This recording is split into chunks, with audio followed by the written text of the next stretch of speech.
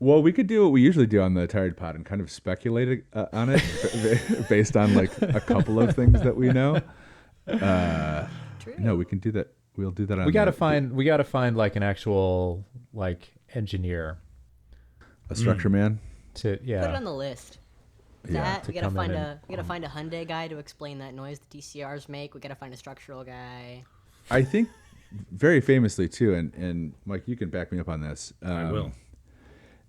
Engineers typically make the best podcast and video guests. Like if you can get an engineer on, typically it's fascinating, and they're very easy to talk to, and they love talking in a way that's totally understandable and approachable to a normal person. Yeah, and I think it's That's because been my experience. Yeah, no, I absolutely. can't tell if you're being sincere, Rory, or if that's I'm like not the being driest sincere. sarcasm I've ever heard.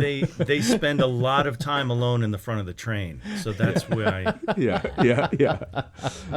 Once you get them to open up, they got a lot to say. They have a lot to say about crossings. Yeah. It's a rare few. But nobody ever talks to them. I mean, you're right. I mean, when we go on these things, they sit there, and then it's like, the one nerd in the back, we go, excuse me, sir, and when it comes to dynamics testing, did you what was whatever? Yeah. And he'll be like, Because I can't ad lib at all. he'll go, yes. Then you end up in a conversation about which side do you do when you do your dynamics. This is where I got to. Sorry, I started a sentence. What happened? I was talking to, and I don't remember who, one of the dynamics engineers, and said the best thing, and said if you think it's the front, it's the back, and if you think it's the back, it's the back. So you basically always tune from the rear forward. I don't know if that's true, but that was a good one. That's the other thing too about talking to engineers is you get those guys talking and there's no way for me to confirm that. I don't fucking know. It's like I'm literally a moron. It's like you could tell me anything. It's like, yeah, no, it's because it's the high strength steel. And it's like yeah, what was your conversation with Roy? It's like I just told him the high strength steel thing again. It's like, did he buy it? Oh yeah, he loved it. Totally did. Yeah. He loved it. He's gonna say it on a podcast. Sounds totally down the road. legit, man. Yeah. It sounds very credible. Engineers, if this and, is you, come on the pod. We're gonna socialize you like a house cat. We're gonna Listen, bring we you can into our get- little house and give you treats and make you talk about dynamics with us until you get sociable about it. I think I told a story on the podcast recently where I drunkenly, maybe this was off the podcast, but I was an engineer of some renown was like, we should start a podcast together. You should be on a podcast. And I was like, yeah, that'd be fun to think about. I don't know if I would ever, do that myself. Because the joke, I didn't want to tell them that I had this podcast because then they would listen to it. And I would not get invited to stuff anymore. But just bring him in, man. what have you driven recently? I don't drive Cycle anything. cars? I haven't You don't driven at all? anything. Actually, what did I drive recently? No, Should we introduce the pod? Oh,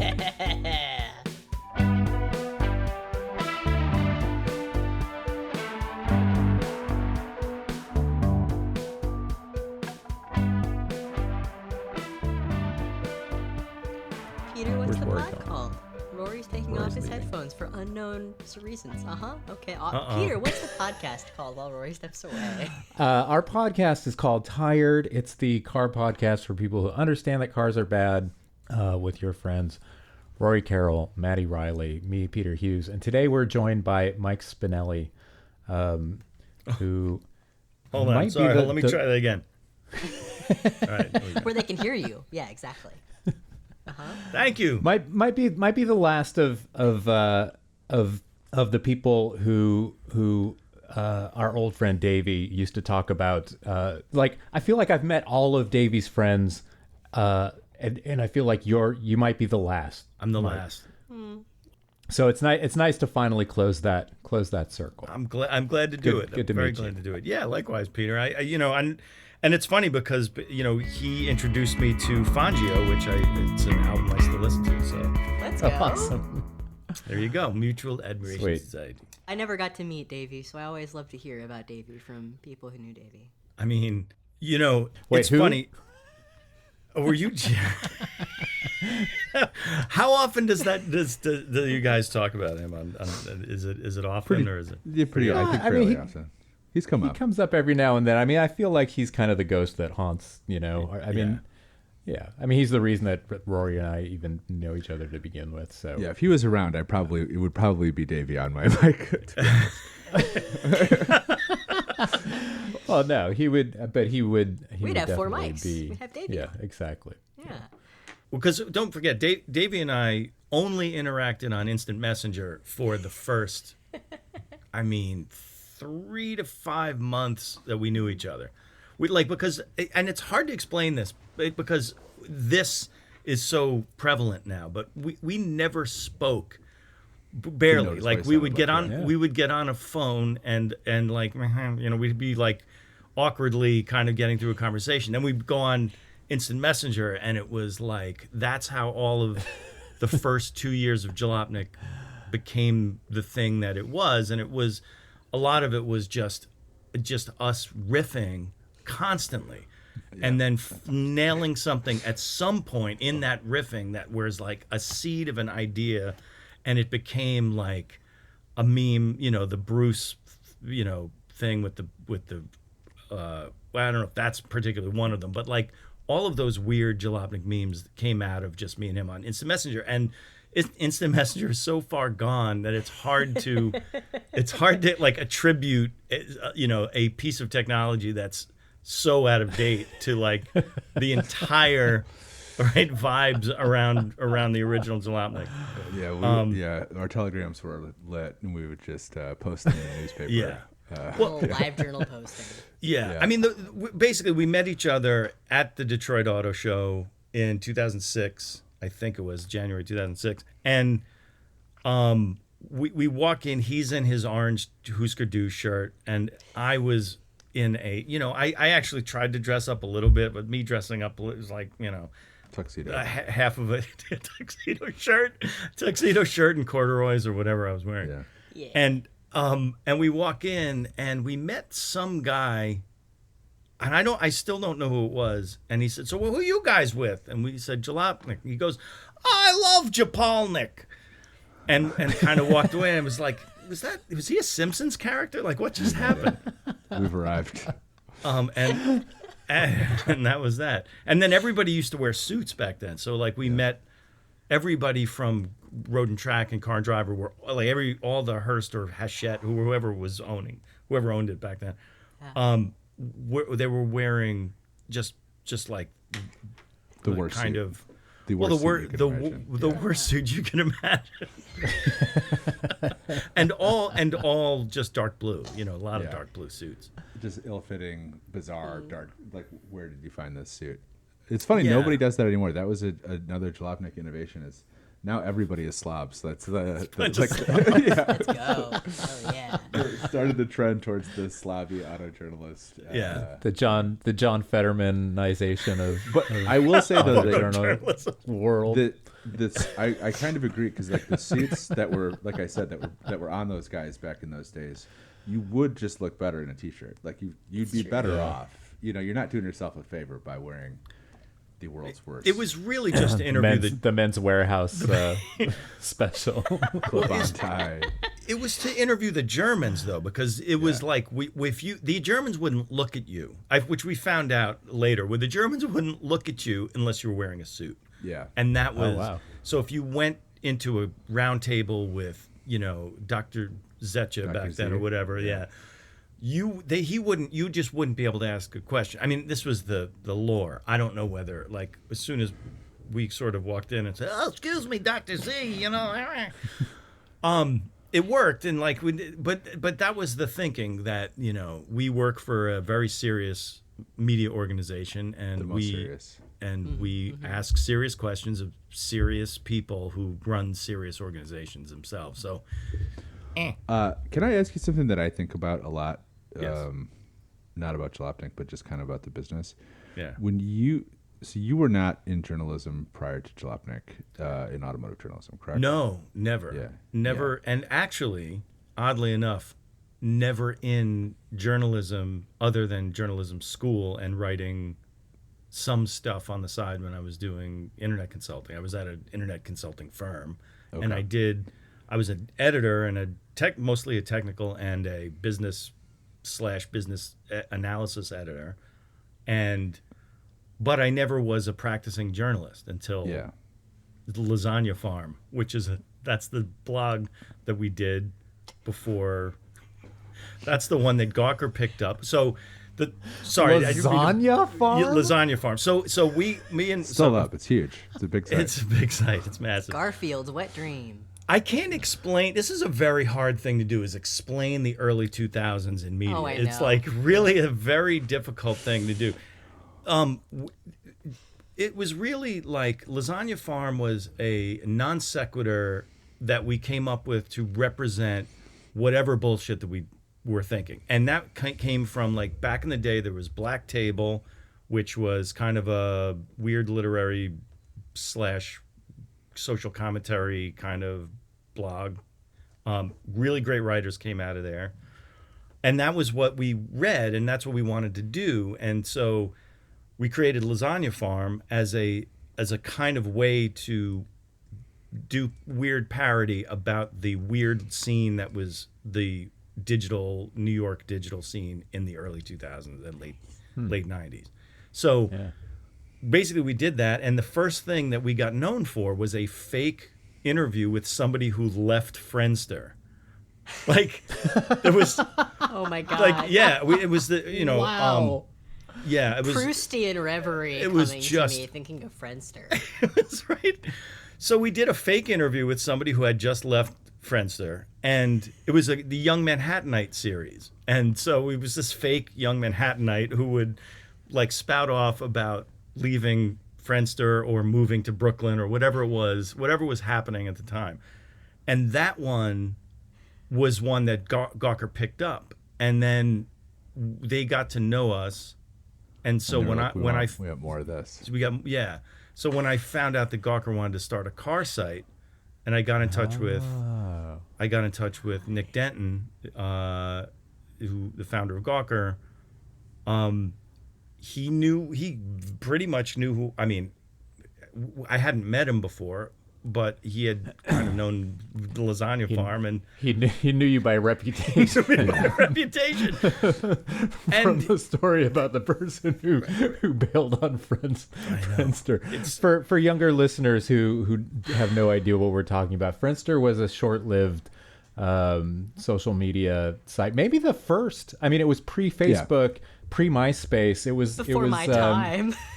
Yeah, I mean, it was really only around for, like, I don't know, like 6 months a year. It felt like a summer, like literally a right. summer. Yeah. And it was gone. Concurrent to but MySpace, maybe? but It was pre-MySpace.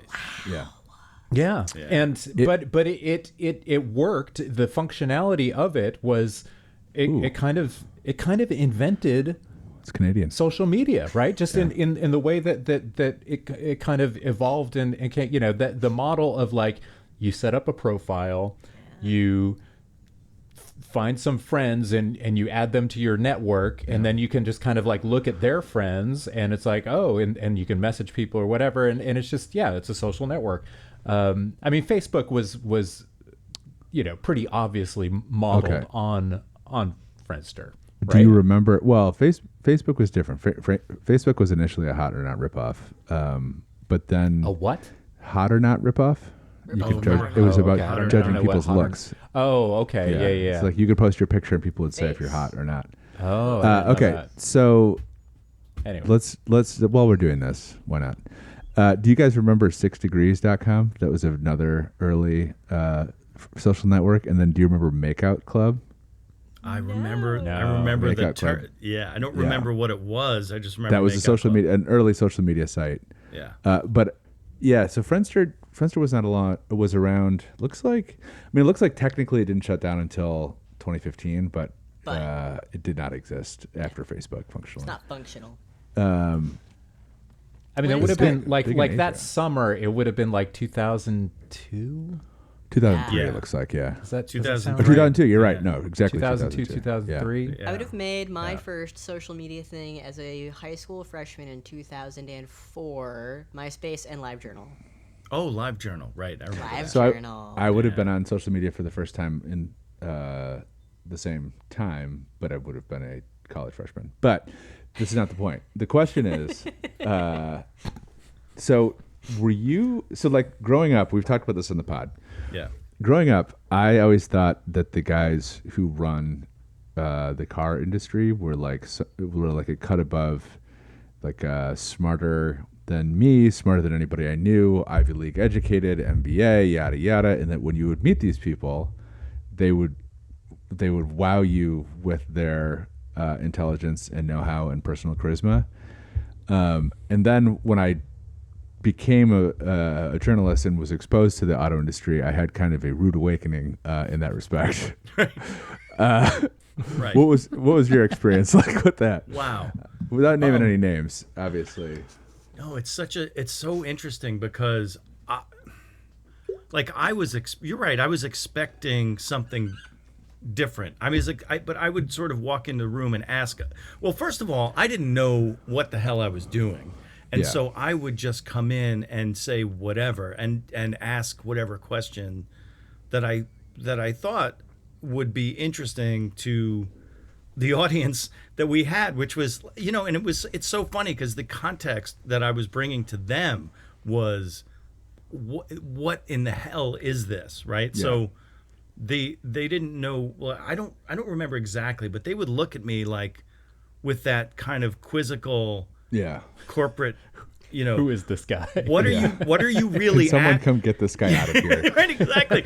And I just remember, I forgot who it was the very first time I asked somebody a question, and they looked at me like, "What is it that you are asking?" Yeah. Right? Like, what is it that you're actually asking? And I don't remember what the question was, but like, I think I was trying to ask something that was conceptual, and like I was trying to get the kind of, maybe it was like a meta view or like a view above, like what are you thinking above? They're like, no, this is the research, this is the segment, this is the engineering, and this is the car. Shut up.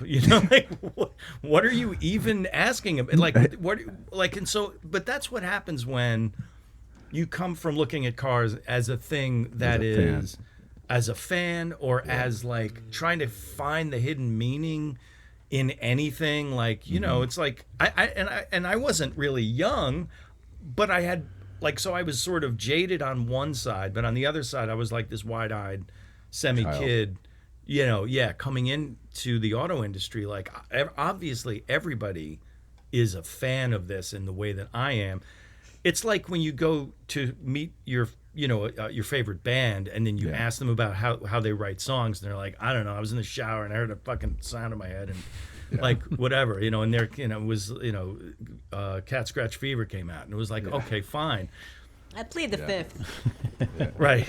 So it's, and I guess, I don't know if that's what you were asking, Rory, or what the question was, but that's I did have that moment where like these guys are just a bunch of empty suits, and then maybe there's one smart guy who's in charge of everything, who gets it and who has, or who doesn't have any power. It's usually somebody who doesn't have any power. Yeah. But yeah, I was just very surprised. It's like, it's not like it's not like these guys are like incapable of tying their shoes or putting food in their mouths or whatever. But it was just different than I expected. Like a different, it's like, I think like my experience, this is part of being an adult too, is like whatever you're exposed to, is just understanding that everyone is kind of working with the same rough set of tools, and like, whether it's politics or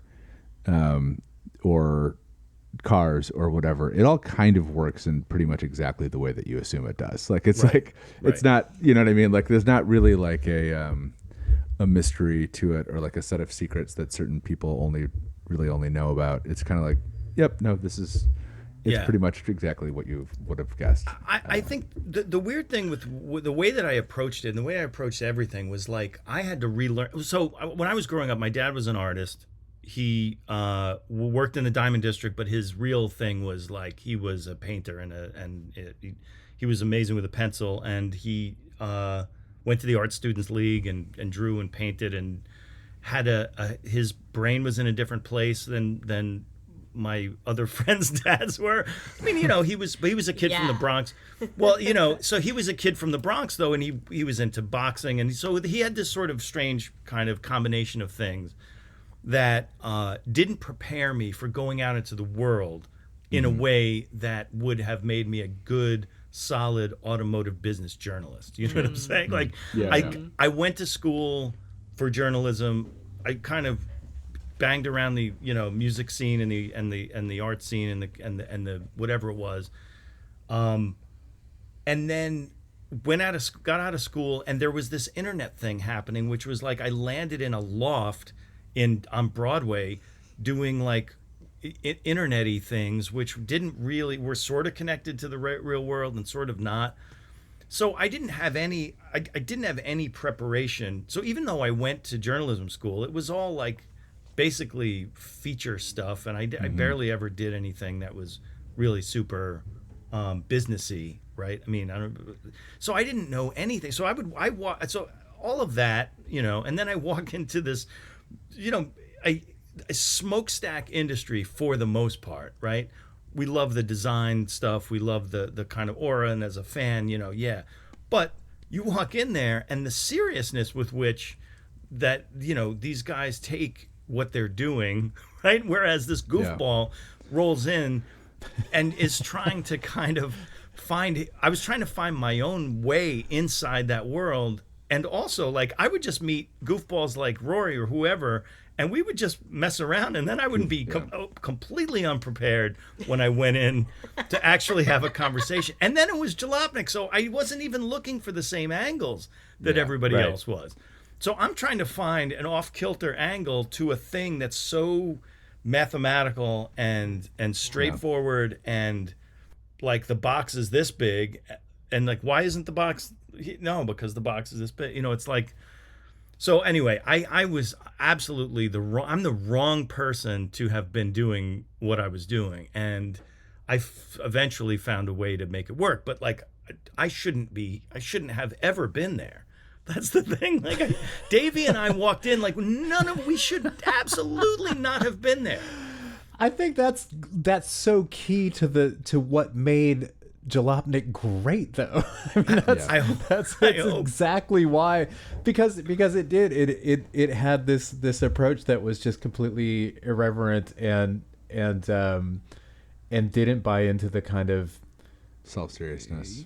Yeah, just in that kind of bullshit. I mean, I always marvel at Rory, and I feel like part of what makes him so skilled as a journalist, or just like doing like moving in those worlds, is just his complete immunity to imposter syndrome, right?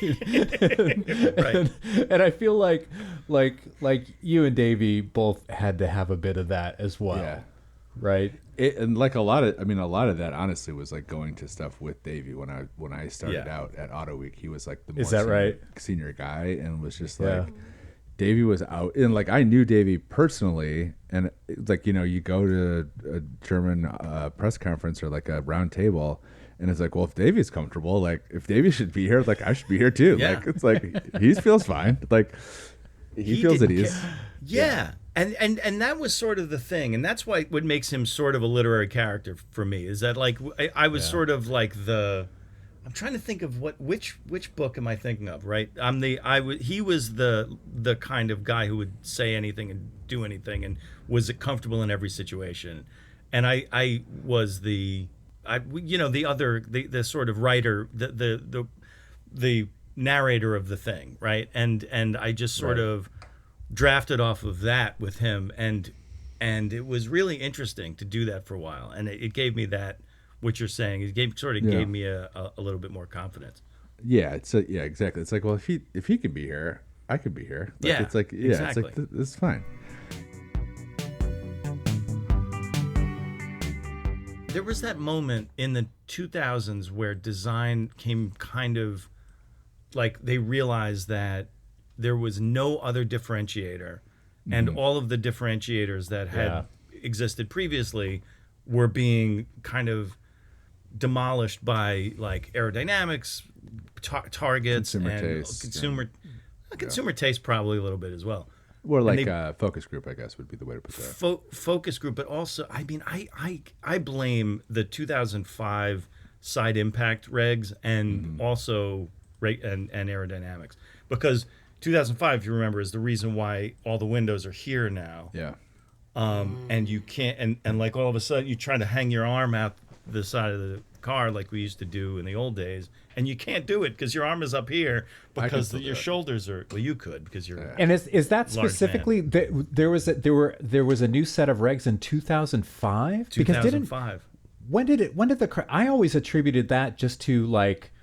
But I have always wondered about this. Like this has been huge. Smaller greenhouses is a big bugbear for us. This is something that I've been wanting to like bring in somebody who actually knows about to talk about this forever. Yeah. But I've always attributed that to just kind of like just the winds of fashion, but also like the influence of the original like Chrysler 300, which was what 2000. When was that? 5. 3? Right? No, I think it was a little bit earlier. Maybe. That's why I'm curious. Question. Because I know that also like at some point that there were like safety regs like about like pedestrian safety, and that has like a big influence on just like hood lines. You know, like you could never have like a super low, like Honda Prelude. Was the first year. You're right. It's been. Oh, interesting. Yeah. So yeah, it's so Chrysler 300. When was that? Was that actually 2003? 2005. The first. Oh, the first they're both gen. 2005. Yeah. So this was a. So that was designed like knowing that those regs were coming in. Yeah. Interesting. And that's what, and that's the thing is if you look at any car from previous years, they've got the proportions that we love, and then all of a sudden it's these big glass. Big glass, right, and all of a sudden, you could almost see the line in the sand where it all changed. But I don't know when in terms of when they know about it and when they start designing for it. It's several years, if not more, right? I mean, it's at least 5. Yeah, and it's for sure. I think that actually is one of the things that there was a Jalopnik article. I think it was after your time that Kreindler wrote when I was complaining about small pickups and minivans and why we only have crossovers now, and like crossovers are like the least good solution to those problems. Yeah. And Kreindler had written this thing about because of Obama era cafe. Like that's why everything is a crossover now, is because like those are the easiest to hit fuel economy targets. And can we get a thanks Obama? Yeah, I was blaming like marketing and like the anti-minivan, anti-station wagon marketing that was happening in the 90s for like the shift to SUVs, but it's like no, it didn't end up happening until cafe, and like here's why it happened, and it was like, oh, but it's like a lot of other things. It's like if there's something in the car world that you hate, it's probably down to some weird regulatory and like the cafe thing was done under the auspices of like improving fuel economy and like saving the earth, but in reality it was just a huge cutout handout to U.S. automakers who survived on large pickup trucks. So it was like right.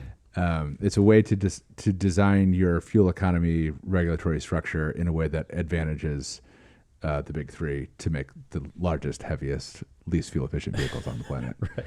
Well, yeah, it's not that regulations are bad. It's that the way that we do them is very bad. It's that exactly. It's that we tend to write bad regulations. Yeah. We're at about I want to say about 20 minutes of audio maybe, and I'd like to mark the first part of the episode where I say I'm going to kill myself. No, don't. We're not allowed to do that. That's against the law. Is it? I can't believe it's all regulatory bullshit that's doing this to cars. It's going to make me insane forever.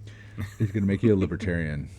No, it's fine. I love regulation. I love holding corporations accountable, but I hate capitalist loopholes. I'm going to go quietly insane in my corner. It's okay. It's okay. It's fine. I just want big glass back. It's beautiful. Well, that's the thing. It is coming back. big I was- glass. The pendulum has swung back, and I'm curious about how that's. I mean, is it just that now we're all sitting higher, so it doesn't matter? I think it's probably down to, if I had to guess, it's probably down to like being able to make stronger Yeah. side, like the Side the impact cars stuff. Yeah. So it's like the more high strength steel, Yeah. and more like selective use of like those types of steel in certain places to make sure things collapse. Like that's been a huge kind of understood part of car making in the last probably 20 years, is like where you should use high strength steel to like give strength in certain places, then also like encourage crumple in other places. And like it's been a huge part of like why cars have gotten safer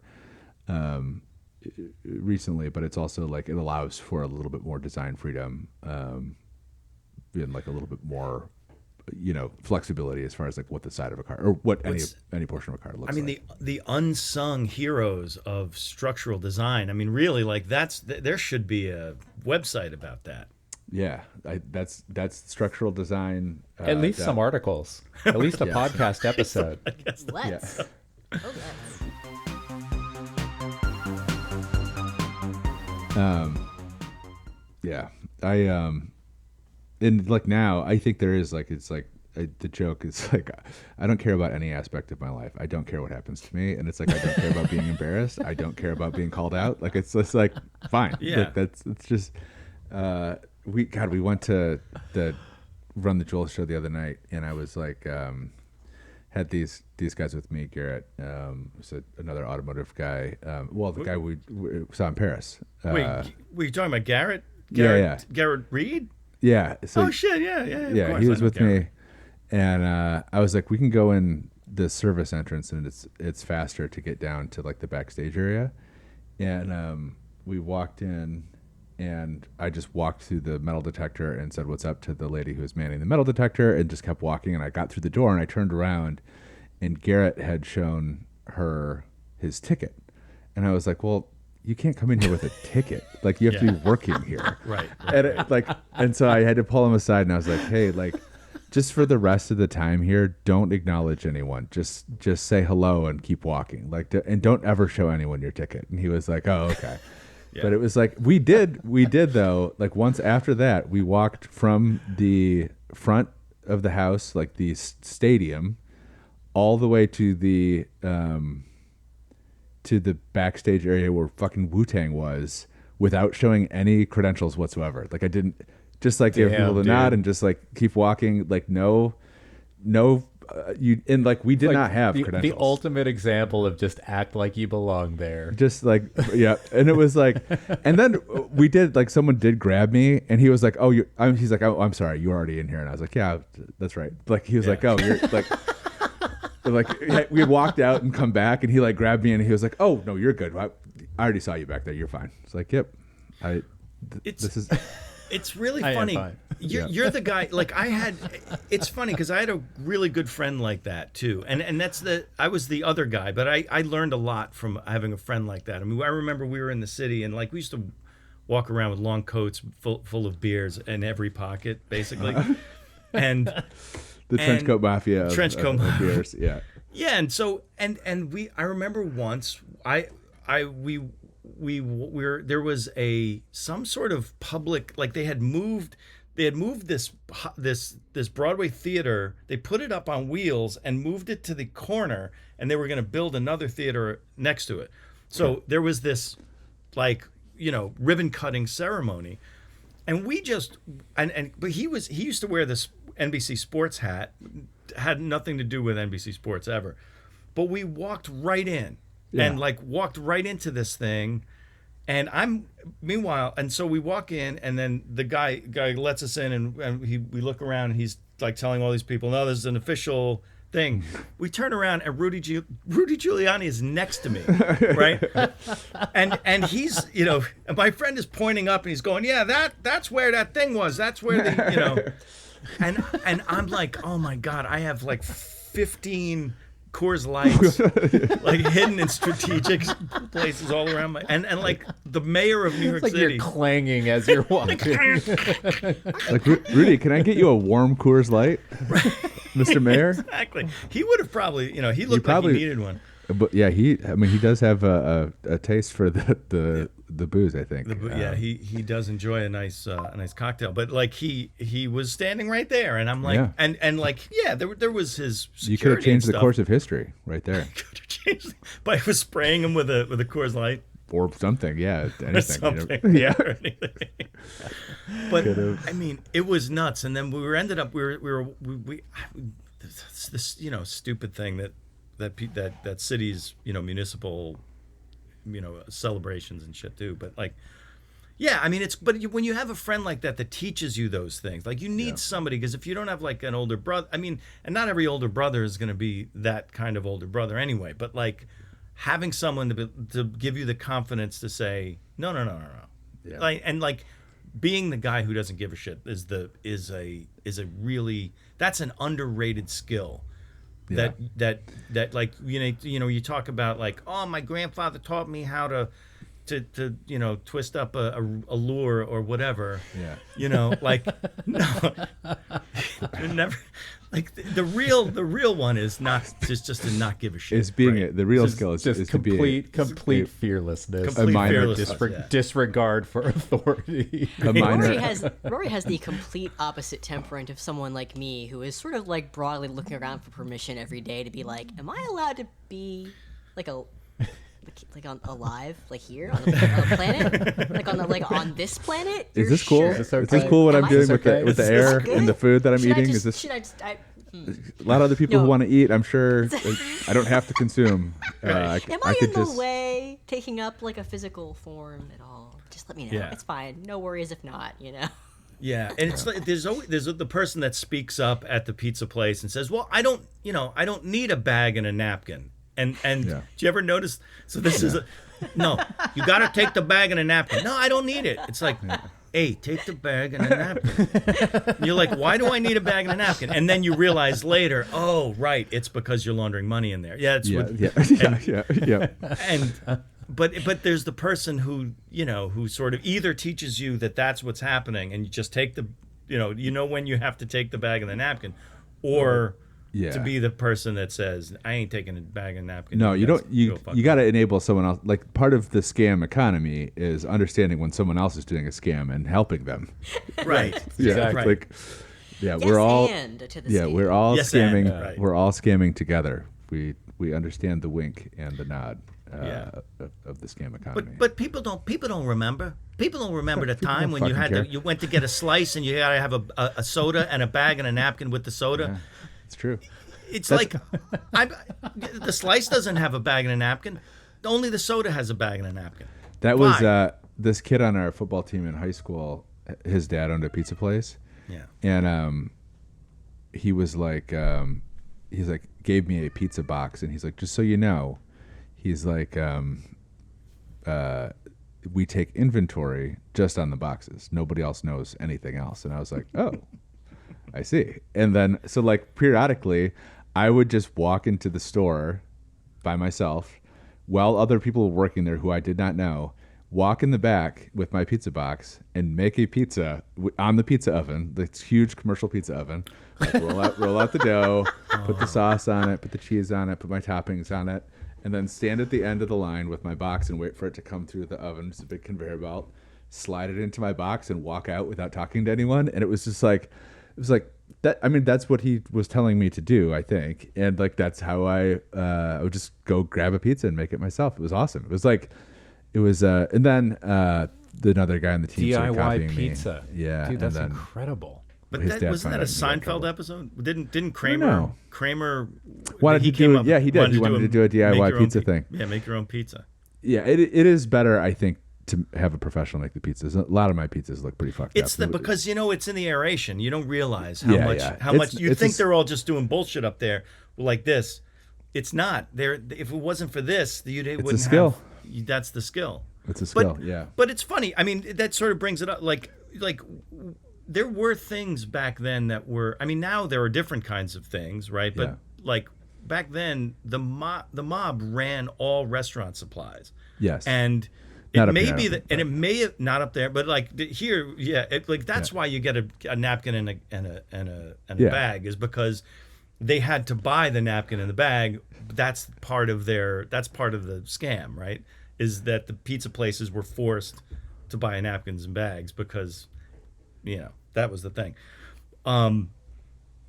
But like there was enough of those sort of those last of remnants of the old Yeah. world that were sort of like part of navigating that world was like someone had to tell you, don't. In that at that time, at some point up the chain, John Gotti is reviewing a document and he says, "We're short of the pizza place. Are they not doing the fucking bag and the napkin thing?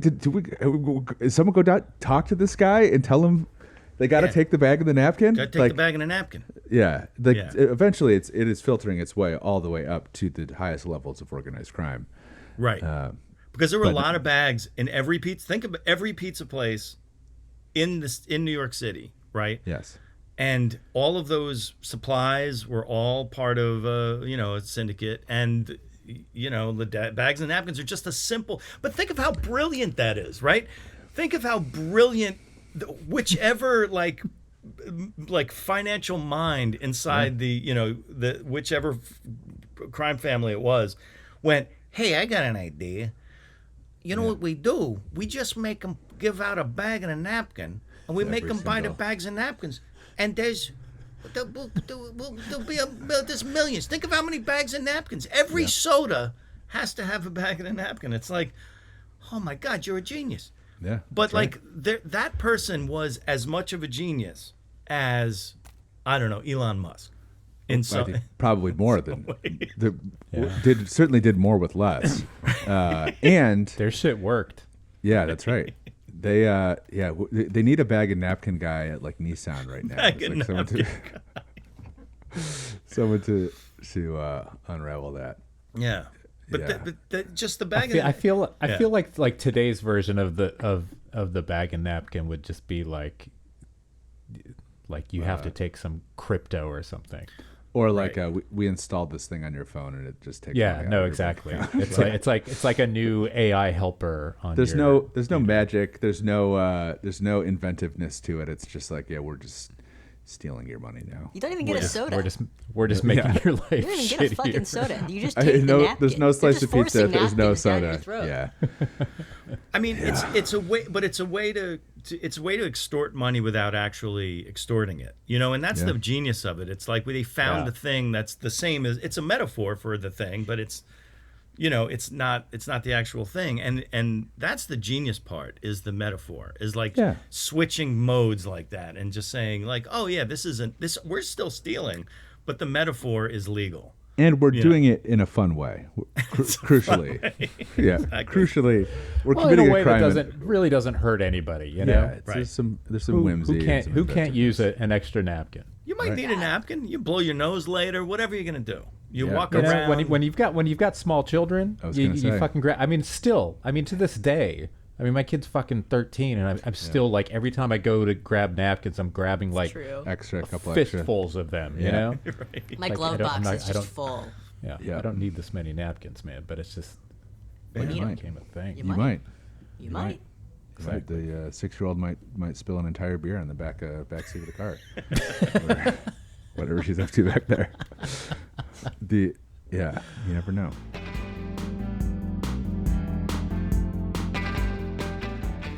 Are you doing any trips this year? Like Pebble Beach or any of that stuff? So I did Le Mans with Ford, which was really interesting, and Yep. and that was, I mean, just sort of watching how, it's funny because Farley is into racing, obviously, right? And so the Yep.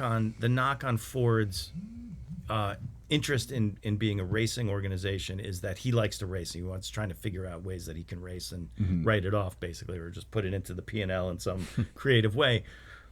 But they really are, especially like connecting off-roading to the Yeah. trucks that they sell, which they sell obviously more than Mustangs these days, but and then also selling racing cars for a profit in the way that Porsche always has is a really Yeah. it's a really interesting side. scam. It's a good scam because it's the supply chain. It's not just the car. It's like every time. And what's great is, so the Mustang Challenge, right? Raced at Le Mans.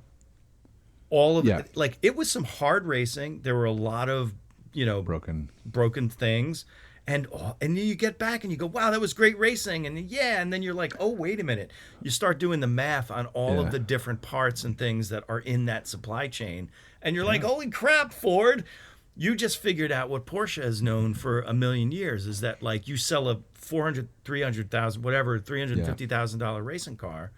And your lifetime and $1 million worth of parts every weekend. Yeah, you sell $1 million worth of parts. Yeah, no, it's genius. Yeah.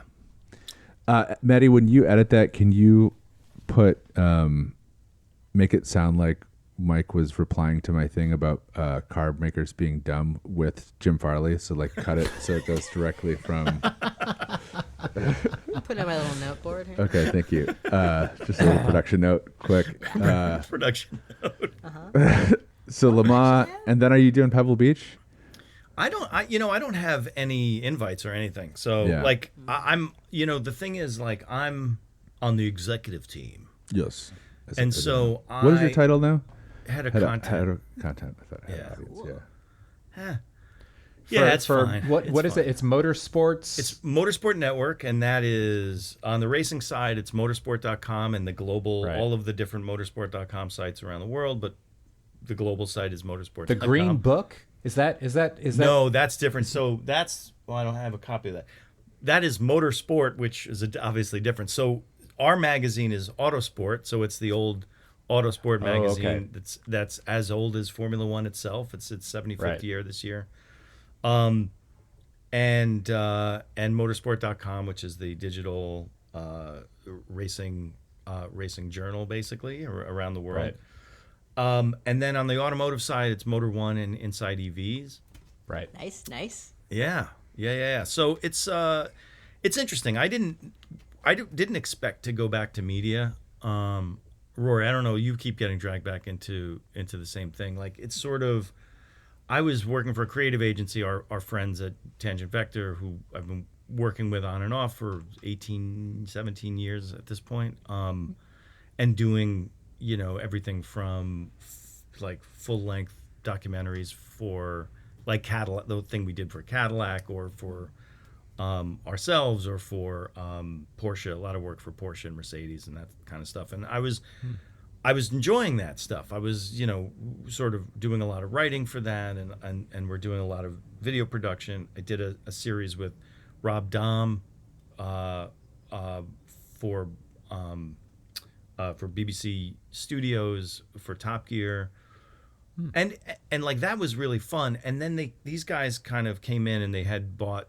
There's a new investment group. It was really just one guy came in and bought Motorsport Network, and they were looking to kind of change it around, and it's a very interesting company that I don't know if you know those. I mean, Rory, we know those guys from Motor One and stuff, but like that network, we sort of have been watching them, like over the years, buy different sites and sort of jam them all together into this kind of global network, and that, and then turning that the sort of.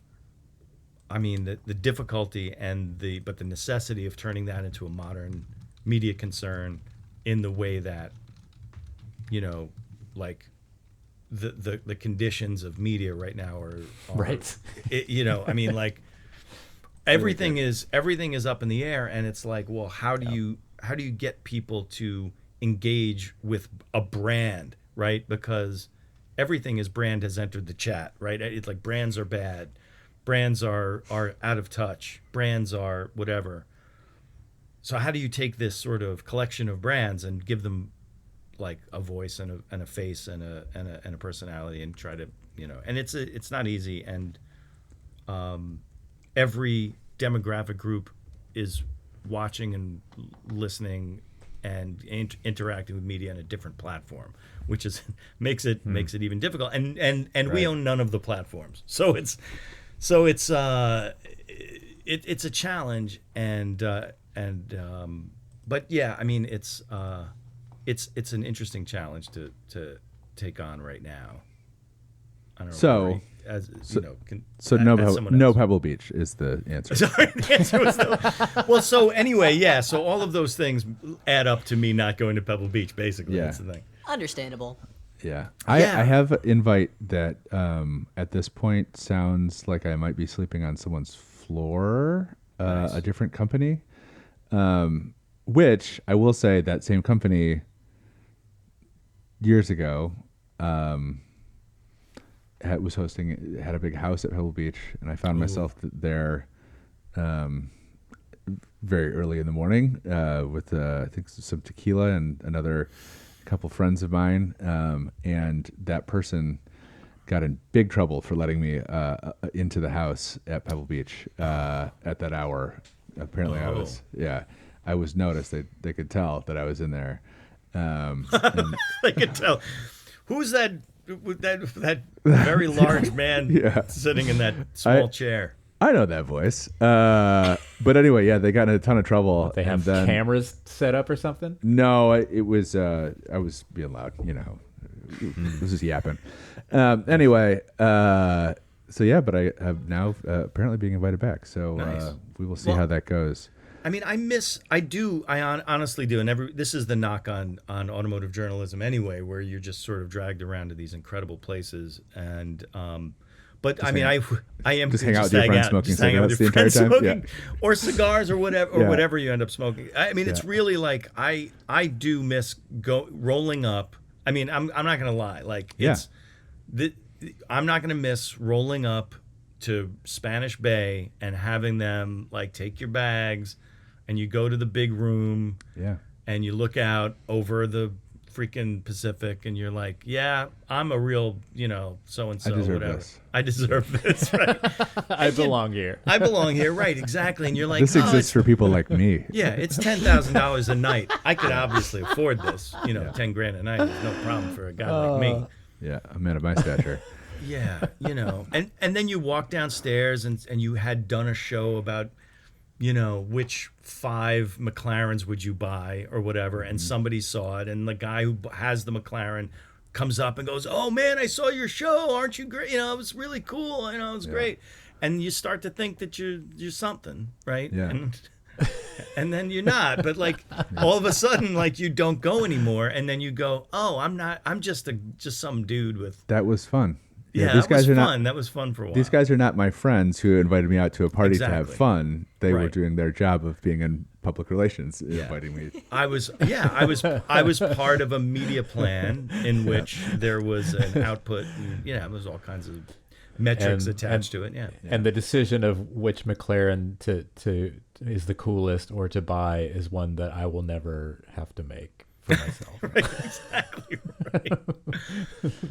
But I mean, that was the good thing. Yeah, that was the good thing about doing those kinds of shows where, we would just go, what are, if you had $250,000, what are the 5 cars you would buy tomorrow, right? You remember, Rory, those, and they would be like 13 hours long. Yeah. And it was like, the guys from Classic Car Club, or would be like, Travis or whoever was in town, So yeah, See, my answer to that hypothetical has always just been like it would take even longer because it wouldn't be 5 cars. Like if I have $250,000, I'm buying 71. I'm buying $250,000 cars that are all worthless to anybody other than me. I mean, now I guess that number is probably gone. That Saab first thing. Yeah, that number's probably gone up a little bit since, but yeah. Anyway. I think I would somehow find a way to spend the money and end up with no cars and no assets of any kind, and just be like, how did this happen to me again? That's the answer to that question for me. But I mean, those it seems so quaint though. Those shows. Oh God. Right, the whole thing, because it was. I mean, we didn't know what else to do for no money. I mean, it was like we would back at Drive. We would give Chris Harris and Matt Farrell. I mean, not all, all the production money, right? Yeah. Because they were out doing driving things, and so and then I was like, well, what show do we need can we do to fill time, and then I was in the studio, it was in the fake living room, and basically it was that was the show. But that was, and it's funny because that's the kind of thing where because the effort, it's not like it was easy, because it was we still had to come up with the stuff, but it was a very low stakes thing. It's like a podcast now. It's like a podcast now. But like, and then to have that be the thing that saved my career for that moment is a really bizarre kind of thing, right? After being in boot camp with Jalopnik for 2.5 years, 3 years of working then for Scotto and doing like actual work and like doing real like traveling a lot and writing a lot and doing, and then just like, oh, what's the next phase? Talking shit. It's that's your job. That's your job. That's your job. Yeah, I used to get in trouble at Auto Week for referring to real jobs. It'd be like, well, then you'd have to get a real job. It's like, you can't say that to people, especially people who are like actual automotive journalists. But I would always be like, in your employ, like yeah, under your... I'd be like, look, if you don't like it, you can go to Real Job Camp and work at Waste and Recycling News across the hallway. Like 30 days at Waste and Recycling, and I bet you'll be singing a different tune. No junkets in Portugal for those guys. No. Dude, Cranes must have been wild that way, though. It was Plastics News, Waste and Recycling, and then it's like, it's like you recycling. You walk like down that beat. I've had to do. Maybe that's I'm joking about it, but it is like they were all interesting, and it's like anything else. Like the more you learn about it, the more it's like waste. It's like it's more. It's like trash collection and like recycle, like that kind of stuff is fascinating. Like it's like a really crazy.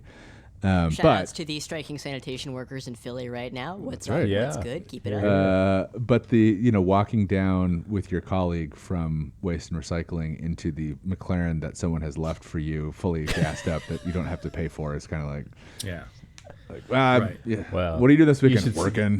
You should see some of the trash trucks that they get to test, man. Yeah, that's true.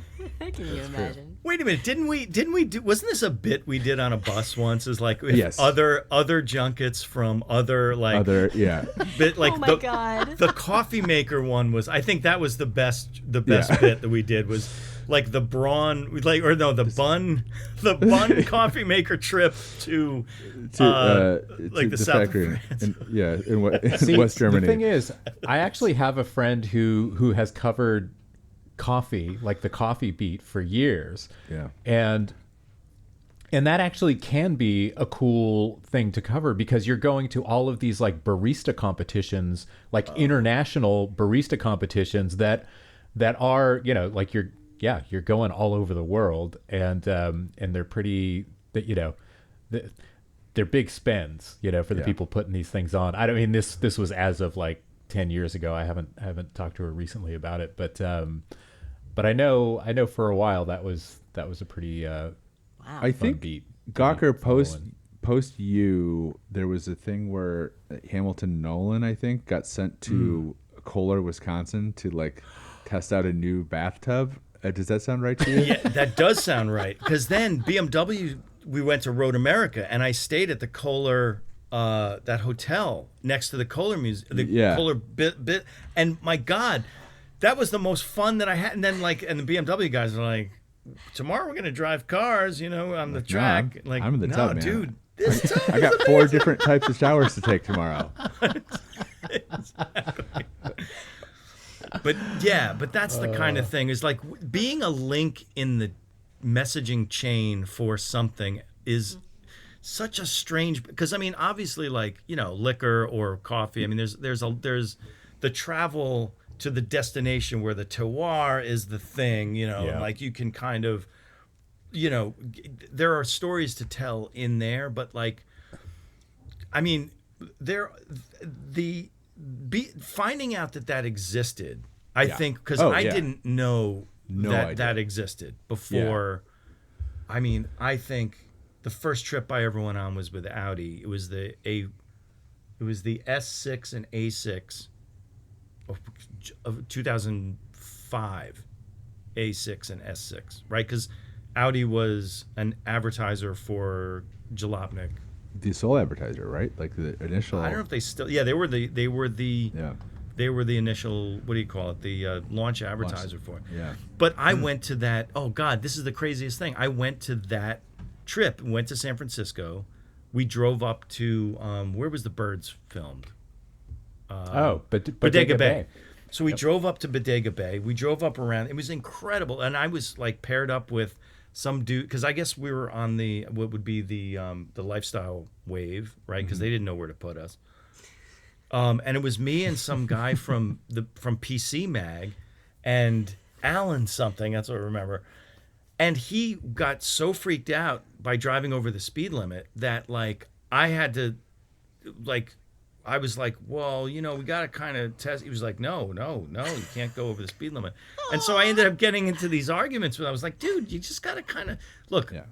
It's fine. Don't worry about it. We're but anyway, journalists. What an odd couple sequence to get into. I know, and it was a weird thing. But anyway, like I didn't know anything about what was happening there.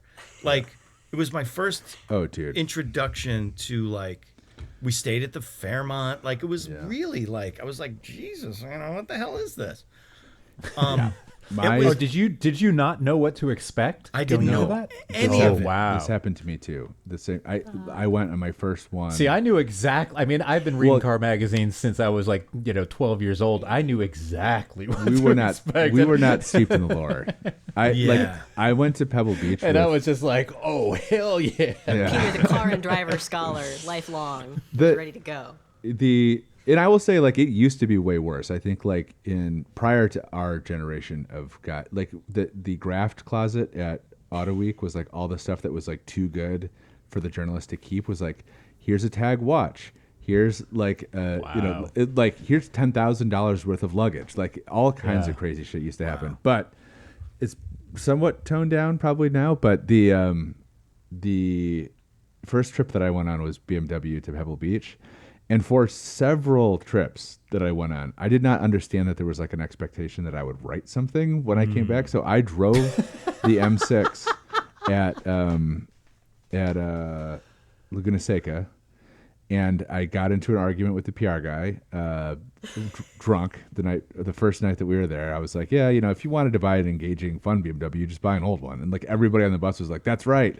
And then I got into an argument with Tom, who's a good dude, about like what the word intuitive means, because I was like complaining about something in their like UX, and I was like, yeah, it's not intuitive. And he's like, well, no, he's like, if you use a Canon camera your whole life and they put out a new Canon camera and there's a new feature, if you're a Canon camera user, you can intuit what that means. And I was like, that's not what intuitive means. And I was like, total dick, like total like shit, like, and then went and drove the fucking car at Laguna Seca, and then just went home. And that was it. Never thought, didn't do the review. And no one said anything to me. No one said like, hey, like the reason that they spent $25,000 to $40,000 sending you to Pebble Beach that weekend is they're hoping to get some coverage out of it.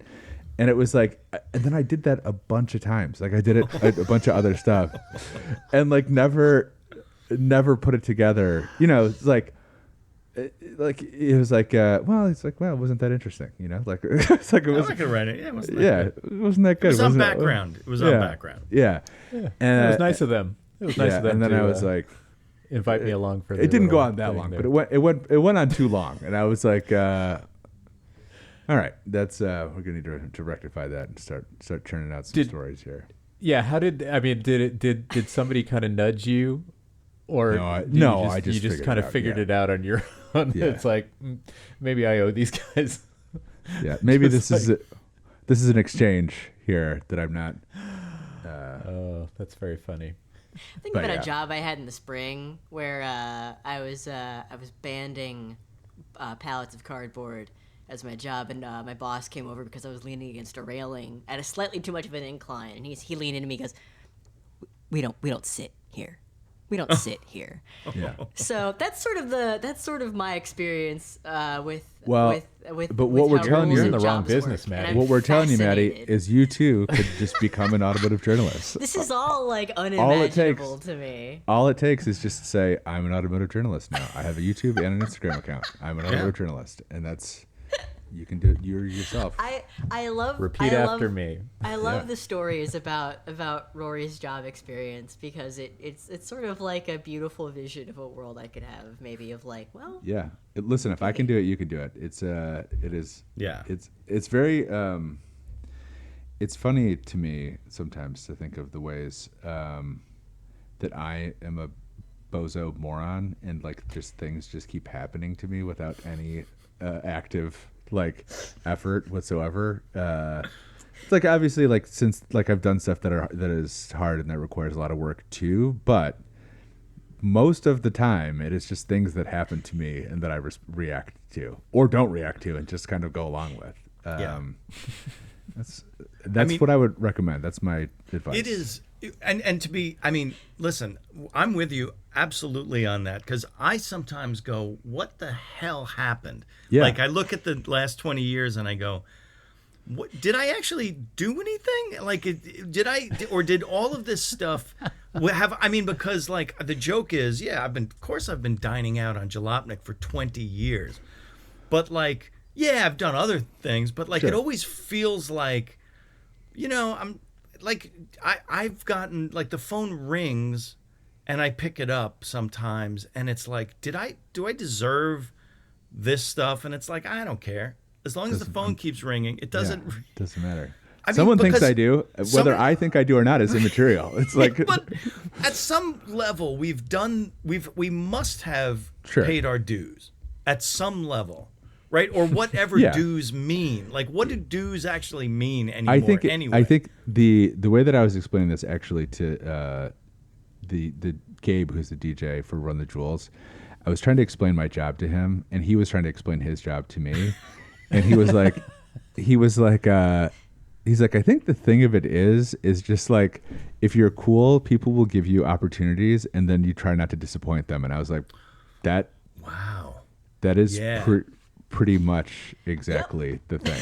It's like it's such a huge part of it. It's just fucking just be cool. Yeah. Don't be Don't an be an asshole. asshole. Learn how to be cool and Be be pleasant. somebody that people want to be around. Now, Wow, that's good. And because you're absolutely right. Because anytime that I've done something for anybody else, I just didn't want to let them down. Yeah. And that Yeah, was you- that's the whole thing.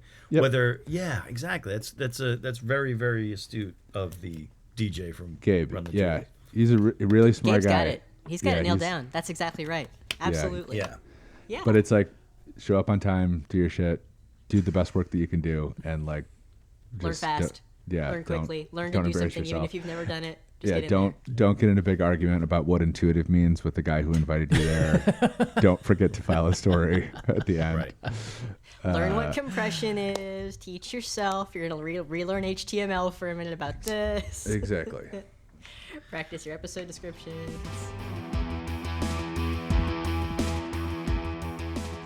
I saw that you were making a graph last night, Maddie. I was on two Yeah, axes. like two axes. Two Yeah. axes. One is motorsports content, one is consumer and industry side, one is goofy, one is politics, and I was plotting all of our episodes. So while I work on, I figured sort of that out. figuring I was like, yeah. Mm-hmm. I know what Then you're my doing. graph worked. I don't know. I've I been don't know. tagging the Patreon too a little bit. There's 3 tags right now, which is guest episodes, motorsports, and one that just says the fun tag, which is our little clips compilations and some of our funnier. That's guest when things. we say too many objectionable things in an episode, and Maddie has to turn it into And a our Halloween later and our later April Fools. yeah compilation. Yeah, Patreon only. Well, it's like this. It's like 70s TV where there's the episode where somebody gets knocked on the head and then they're remembering all of the other episodes that season. Yeah. It's like, yeah. and you're like, oh, do you remember that? It's like, no, asshole. That's because Yeah. The budget for that episode was nothing. It was no dollars. It's like we are out of money. It's like, Just have Peter's him. on vacation. I gotta cut one of these. Yeah. now. Oh no, tattoo! You got in a car or an accident in the golf cart. You know, do you remember? That's the only one I remember is the Fantasy Island one where tattoo. Oh my god. Tattoo flips over the cart that looked like a Volare. Do you remember the Yeah, of course. Yeah, sure. 1978 or whatever? What is Tattoo up to now? He's perished. He died. Okay, yeah, he did. Yeah. Sadly, Okay. yeah. He I think Hervé Villechaize. Villechaize, That's right. Yeah. Yeah. From Hell of an actor. Dr. R.I.P. No. Dr. No, No, what was- I believe. No. He was Well, It was Odd one Job. of them. Odd Job. He was on. That's the big thing about Odd Job is you're not allowed to play as Odd Job in GoldenEye because he's too short and he's hard to shoot. It's not fair. No Odd Job. That's one of the rules. it's true. A 4-man odd job was quite a time. That was the golden age. Yes. So he was in Goldfinger Uh-huh. and Goldfinger. That's it. That's it. Yeah. Obviously And had a then- bigger role in the novels, which we all know from Right. watching or reading the novels. But Hervé Villechaize, I mean, could you imagine Fantasy Island, right? Could you imagine Fantasy Island now with Ricardo Montalban, right? Yeah. And Hervé Villechaize. I mean, what a Murderous Row. buddy duo. Yeah, that was. yeah. I wish that was still on. I'm would surprised probably, that hasn't actually been resurrected. Remade. wasn't Yeah. there kind of a lot of like material that would be considered Objectionable? One imagines. There's Yeah. no reason that you couldn't. Update it, refresh it. I think They would've- that's the sauce. Well, Maybe you're for- talking about when you say objectionable, you're talking about socially objectable. Yeah, I mean they did things that were a little bit risque back then. I mean they would allude to like swingers and Yeah. like 70s storylines that were kind of risque. Yeah. But really, it was about Aaron Spelling was a genius. Yes. Because Aaron Spelling's modus operandi for creating television back then was everybody already loves all of these stars that have been in the kind of cinematic universe of television, and they're all cheap as fuck now because Yeah. they're out of work.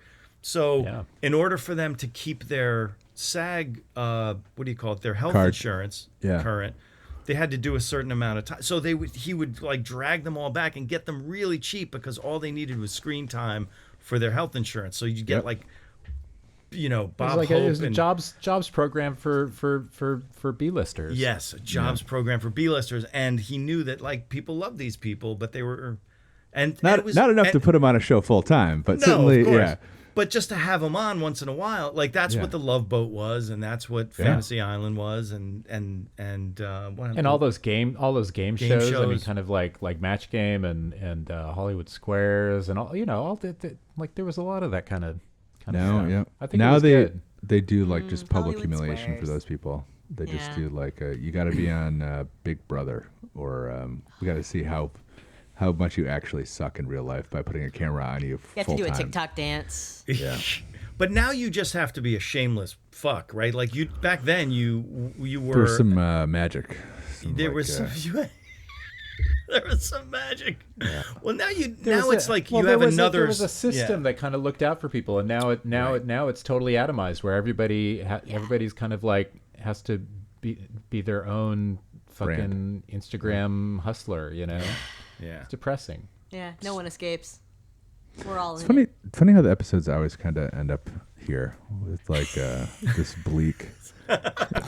Bleak outlook. Yeah, it's like we exist within the context of a greater we're talking collapse. about some fun stuff, and then it's like I was about to be like, yeah, we got to wrap up. I got to call in 5 minutes or 10 minutes, and then it's like I just realized like, oh, we're naturally arriving at the end of talking about this sad end of. Talking about the world of our childhoods, Yep. how it's Fading lost away. forever, and I mean, neither of us are on the Subaru trip right now, so that's true. We were last that's year. a sad one. We were last year. Yeah. I was drinking so much rare scotch last year at this point. Yeah. are they? Is that Yeah, at Goodwood. Goodwood right now? Yeah. Yeah. Is Dom still the guy? Yep. Yeah. I somebody texted me and like, hey, are you coming to Goodwood with Subaru? And I said, I don't know. And they said you should ask Dom. And I was like, I don't like asking people for stuff. I don't. No, I don't either. Yeah. I don't It's either. like if he wanted me there, he would have invited me. Yeah. And obviously my outlet that barely exists at this point is not there. Not It's pulling great the stuff. big- Oh, yeah. that's something we can do while we have a second. Hey, everybody, if you're not checking out Alloy yet, please get in there. I'll put some links in the description. Get on board. There's a newsletter. You can subscribe. You can get updates. Yeah, some news coming on that front. Ooh, exciting. Yeah. But yeah, And, there's a new post up today actually. Yes, there is. On car tech and why we don't like it, because it sucks. Yeah. Mike, do you have anything to plug while we're here, while we're wrapping up? Go to Motor One. Just Click around go a little bit. Go to the sites. Use the web. Turn your browser Yeah, or to yeah. https Netscape. colon Slash www. dot. Yeah. Motor1.com. InsideEVs.com. Motorsport. EVs. Go read Motorsport.com. Kevin Williams. Yeah. Yes. Yeah, go read Kev. Yeah. And yeah. And go to Internet Archive and go back and read like the first several years of Jalopnik. It's true. Which, by the way, probably were terrible. I don't want to No. promise too much there, but also go back and read Lasagna Farm because Is that still up? See that I'm gonna No. look I'm up. going to go poke around. Lasagna Farm was. I just that's yeah. You dig it up. I was shocked, because I wanted to just like look up some stuff about like the early years of Jalopnik, and I was shocked to discover that there is not a wiki page for Jalopnik.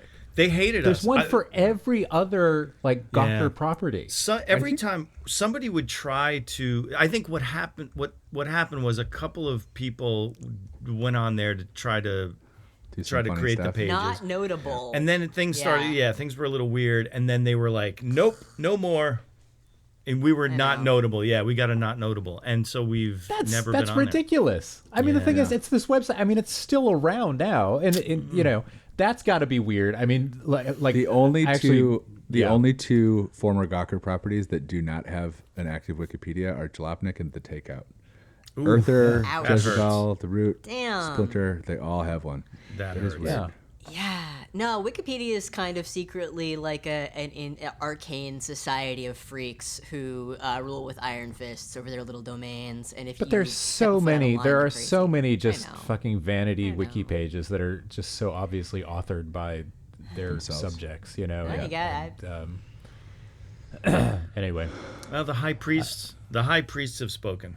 Yeah, exactly. Yeah. You Yeah. got to get man on the inside or That's fine. find someone on the inside. I feel like that is a story that deserves to be told. I mean, Yeah. I've said this to Mike before, but it is the single most influential automotive media property in the last 20, 30 years for sure. Like it definitely changed the entire way that the business works. Yeah. Well, we were the Velvet Underground of. Highly Everyone influential. who What read was- it started a magazine. Yeah. Yes. Yeah. See, you got the reference exactly. That's Yeah. exactly. Yeah, it's kind of Yeah. true. Yeah. Sure, is that an episode? Is that a series we should do? An oral history of Jalopnik? If no one else is putting up if they're going to strike down the wiki page every time. Should we I think stick it somewhere? Mike has been made to do that so many times. Would you even do that? That's like I was going to do that for the 20th Yeah. anniversary, which we missed because it was last year. it was we missed. Yeah, we it was selling the site in mid 20th Yeah. anniversary. Right. Exactly. Brutal. But it would be fun to get some of the original like Bumback and Johnny and you on to talk about. Yeah, that would be fun. I mean, it's funny. I talked Aaron's ear off about it, and then I think I was trying not to like make it so I was it was like I kept asking her, is this okay? Are you interested? Because I could stop talking, but like she was like, yeah, sure, and I don't know, I kept going, and I just don't think anything ever got No, it was thrown into chaos because the site ended up selling. Yeah. And now it looks like it's part of a Canva board, right? Because all of those things owned by Static are like, it just looks like, oh, hey, AI, invent a bunch of fake sites and then create the logos. And like all the logos look like Canva logos. There's a lot of very, very bleak, suspiciously non-human activity going on there. Dude, they're domain squatting women.com. They're like, that's another interesting. That's another Rory 11-year-old Google search trying to look for. We were talking about yesterday. I googled bare naked ladies, and I got the image results are all women, like in nude women. But but it's like your 8 typing boobies into Google. Boobs. Yeah, women.com. All right, let's check out what we got here. Nothing. It's all quizzes. Nothing. Yeah. Nothing there. Should you date him? Which Sex and the City character are you? There's a long story that the punchline is one of Peter's acquaintances saying good luck to all bands about a band that they don't like and wanting just good luck. And that's what that is my good luck to all media enterprises. Good luck to all automotive journalists. That is my my constant refrain. I hope it works out for him. It could be owned by me. That could have been the other alternative. Is me owning Jalopnik. That would have been funny. amazing. Yeah, it would have been very funny. Probably would be out of business. I think that would have been since October, 8 months? Yeah, I think we would have been done. We would have been wrapping things up by now. They wanted to. I mean, I don't know what kind of insider deal you would have gotten. No, I can tell you, we offered about double what it ended up selling for. Oh my God. Yeah. Where there was another site involved. There was kind of like some other terms that they didn't like, but it did not sell whatever number you're thinking. Well, I can tell you, Maddie can beep it, but I think it sold it for under $1 million. Wow. Like, I wonder what the term. It was probably. I mean, if you're a private equity firm, it's probably cash, right? Yeah. They told me $1 million the first time I tried to buy it. I remember those days when they were like million. It was like, no. You sure about that? Yeah, it's like, wait a minute. All right. Speaking of that, I got to get on an LA call. That's cool, man. Look, can we get a stay tired out of everybody? Yep. Stay tired. Stay tired. Stay tired. Thanks for coming on. Yeah, we'll have you back. Thank you Great so to meet much. you, This man. is so fun. Yeah. It was a lot of fun. Great to see all you guys. As always. We'll have you back. Yeah, Please. thank you. Yeah. Alrighty. Definitely. See you guys. Thanks. All right. Have a good weekend. All right, Bye. you too. Bye.